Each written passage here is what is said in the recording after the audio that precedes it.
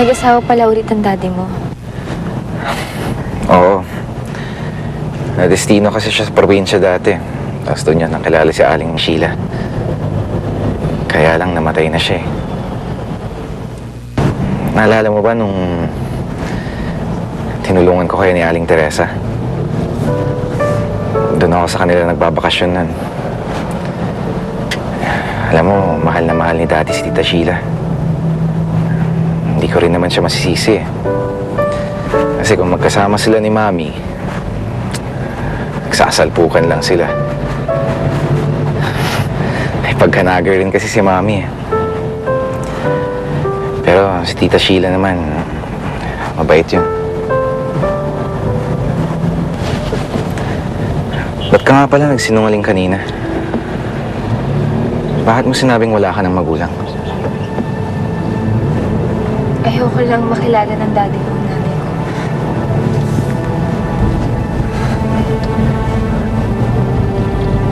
Ana, kinakahiya mo ba si Aling Teresa dahil nakakulong siya? Kahit kailan, hindi ko siya kinakahiya. Mas mabuti nang ako na lang yung nakilala ng daddy mo. Pero Adana, dapat sinabi mo yung totoo. Si Daddy, kahit nag-resign siya, madami pa rin siyang connection sa pulisya. Mas mapapabilis yung kaso ni Aling Teresa. Huwag na huwag mong sasabihin na may kaso si inay. Mas lalo huwag mong sasabihin sa kanya kung nasan ang nanay ko. Ipangako mo yan.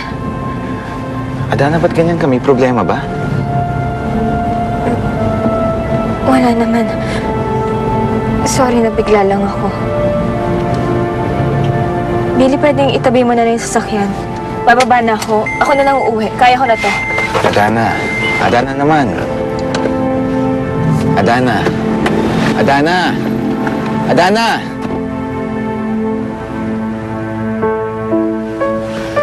Billy, hanggang ngayon, hindi mo pa rin sinasabi sa akin kung nagkita na kayo ni Rico. Magkita man kami o hindi, wala naman sigurong dahilan para ikwento ko pa sa inyo. Makikipagmatigasan ka pa rin ba sa akin? Dahil ba pinagbabawalan kitang makita ang Adana na yun? Ma, sige na ho. Pagod ako. Gusto ko magpahinga. Bahala ka sa buhay mo. Magsama kayo ng daddy mo.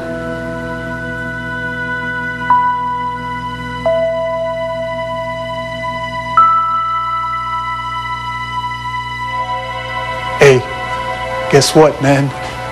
Nakita ko si Rachel kanina. Yung ex mo nag-migrate na sa States. Yun lang ba yung pinunta mo dito?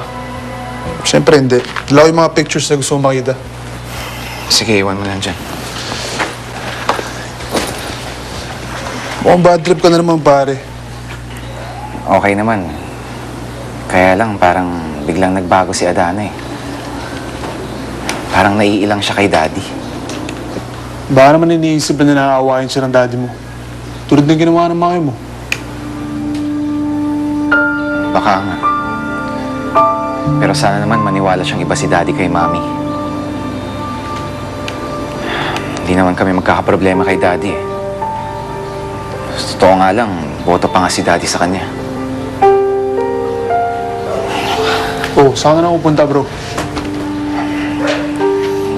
Hindi ako makapakali hanggang di ko nakakausap si Adana.